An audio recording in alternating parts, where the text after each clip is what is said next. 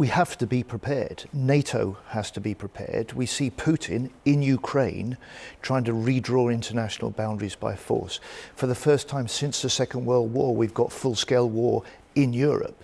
It's part of the growing Russian aggression, and it's why NATO itself, as well as the UK, is stepping up our ability to deter as well as to defend in the future. And it's that strong deterrence that will give us the greater security in the future.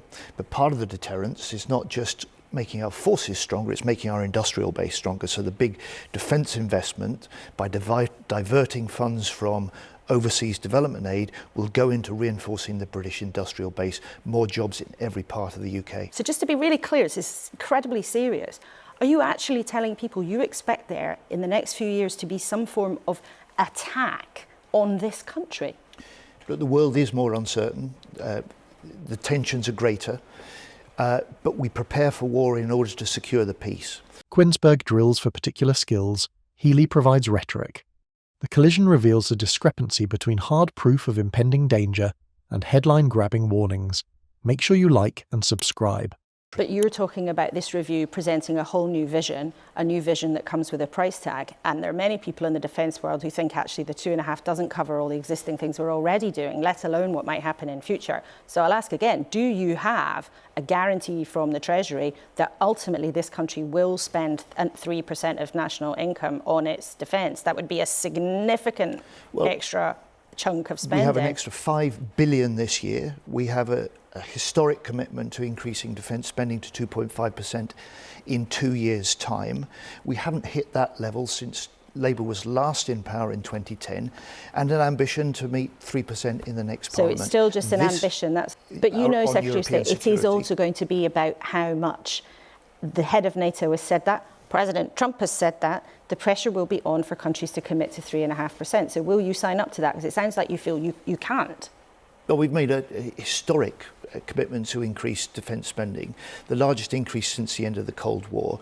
It's how much you spend, but also how you spend it. And the SDR gives us the vision for the future. So in a few weeks, you're going to say to allies, sorry, we can't do 3.5% yet. It's not happening. Not a guarantee is ambition devoid of a Treasury signature. Kuenssberg draws attention to the discrepancy between NATO's financial need and the government's historic commitment still only shown on PowerPoint. Everyone knows that the army's been depleted. There's been real challenges with getting people to join and then stay in the forces. Your target's 73,000, but the number's gone down since the election. So when do you think you'll hit the target of 73,000 people in the army? You're right. 15 years of a recruitment and retention crisis in our forces. Last government set and missed targets every year in every service for those 14 years. So when do you think you'll hit your target? So we've narrowed the gap, but we've still got more people leaving than joining. The first job is to reverse that trend, and then I want to see in the next Parliament our ability to start to increase the number of our full-time forces. So not till the next Parliament. So you're saying this is transformative new vision, but you're not going to increase the forces until after the next general election, which is in 4 years' time. My first task as Defence Secretary is to reverse that long-run decline, that deep-set crisis in recruitment, deep-set crisis in retention. And it's one of the reasons that I gave the biggest pay rise for 20 years to our armed forces last year, another above-inflation increase for this year, and why this week I've committed an extra £1.5 billion, as Kiki was saying, £1.5 billion extra in this Parliament over the next 5 years to upgrade forces housing. It is a scandal that we've expected our armed forces families to live in conditions that you or I would not tolerate. Okay, let's ask about something. You won't hit your target for rebuilding the army to the number of soldiers it should be at until the next Parliament. You've told us that the decision about new helicopters will be in due course. I just wonder, listening to you, you're saying this is a message to Moscow that we're strong and ready to fight, but actually the message to Moscow might be, you know what, we'll have to get back to you. Delay in readiness is denial of it. Hardly the indication of strength his rhetoric suggests. Healey concedes numbers will shrink before they expand. Make sure you like and subscribe. More specific, the UK currently doesn't have a medium helicopter programme after the retirement of the Puma helicopters. When will the new ones be in use? So that's a procurement in progress at the moment. Those sort of judgments we'll make in due course. And an answer in Parliament revealed recently you've only ordered 3 more drones since you've been in charge. You spent 10 months doing this defence review, and I think people will hear there are lots of fine ambitions, fine words you're talking about this morning, saying a new vision, you want to repurpose what the country's doing, this is a moment of real new threat, and you must make these changes. Missiles on show, delayed paperwork, the deterrent kit still resides in procurement uncertainty. Do you think that the UK should have a new extra way of delivering nuclear weapons?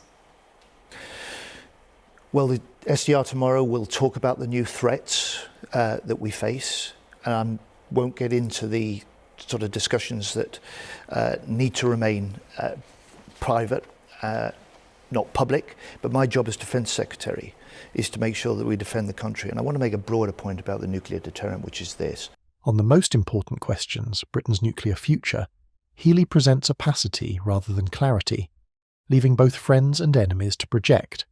If you cannot, which it seems you cannot, keep your promise of smashing criminal gangs to stop that happening, how can people have confidence that you as a government can protect us from huge adversaries like Russia and China? Look, there's no overnight solution for this. You know, the truth is that Britain lost control of its borders over the last 5 or 6 years. And when the last government left office last year, the asylum system was in chaos, immigration was at record levels. We are taking steps, we're getting the legislation in place that will help us smash those gangs. But most importantly with the small boats, and this was highlighted yesterday, we've now got an agreement and cooperation with the French to change their rules to allow the police, to be able to disrupt these gangs and these smugglers when they're in the water, not just on the shore. Warnings about discouraging Moscow ring hollow when the government battles to regulate a 22-mile strait. Kuenssberg's premise is that national security begins at home. Viewers will remember, it was about 12 weeks ago, the Prime Minister sat there and said he was going to build a coalition of the willing. You yourself said shortly after there would be reassurance forces, potentially British troops on the ground in Ukraine to protect the peace that people want to see so much. Where is the coalition of the willing? The coalition of the willing is the discussions of around 30 nations, the commitments that many of those are ready to make to the planning that we are leading alongside the French. And this is about nations that are prepared to stand by Ukraine, just as we are in the fight against Putin, so we will in the peace that we hope the Trump-led negotiations will secure. But it'll be in the context of any negotiated ceasefire that we look to be able to secure that peace long term, to build up the Ukrainians, because in the end it's the Ukrainians that are their best deterrent against Russia re-invading in the future. But are you, as our Defence Secretary in this country, still prepared to put UK troops on the ground in that country to help protect a peace? So Keir Starmer's made that very clear. If necessary, I and the Prime Minister are willing to do that. We want to do that if the circumstances allow us, as part of a way of leading international support for Ukraine in the event of a negotiated peace, one that ensures that peace will last long term, that Russia will never again consider invading Ukraine. And it's the Ukrainians themselves that ultimately will be their best guarantor and their best deterrent for that in the future. Our job is to support them become that. There is promise to coalition. Terms are unknown. Timetables remain untested. Kuenssberg reveals continues to be a drawing board aspiration. You mentioned the US there. Your counterpart in the US, Pete Hegseth, said yesterday that the Chinese invasion of Taiwan could be imminent. Do you agree with him? He was stating what everyone has recognised, that President Xi has put his own forces on a footing to be able to have the military strength if required. We and the US and the international community are quite clear. This is part of the, if you like, the complexity and uncertainty of But do you think it could be imminent? That's what he said. Our job, alongside the US and other allies, is to say to the Chinese, don't pursue any of your purposes by the military means. Stressing diplomacy, Healey sidesteps once more under pressure for a yes or no on the imminent threat, cautions Britain must be ready to fight. The circle still is not perfect. Under Kuenssberg's investigation, Healey's promises fall apart across missiles, personnel, money and migration. While the journalist keeps requesting specifics exposing a policy still heavy on intentions, the Defence Secretary speaks deterrence. Let us know what you think down below in the comments.